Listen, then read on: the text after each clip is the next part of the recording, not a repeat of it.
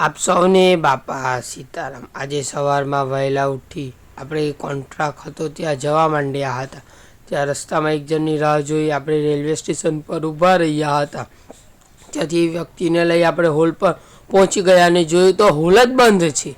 તો આપણે ત્યાંથી પછી માણસને બોલાવીને હોલ ખોલાવ્યો અને આપણે આપણી રસોડાની તૈયારી ચાલુ કરી દીધી હતી।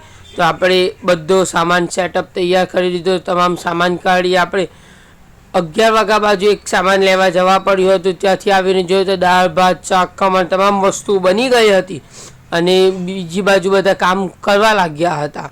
ત્યારબાદ આપણે પ્રોગ્રામ ચાલુ હતો અને જમણવારની આપણે રાહ જોઈને બેસી ગયા હતા।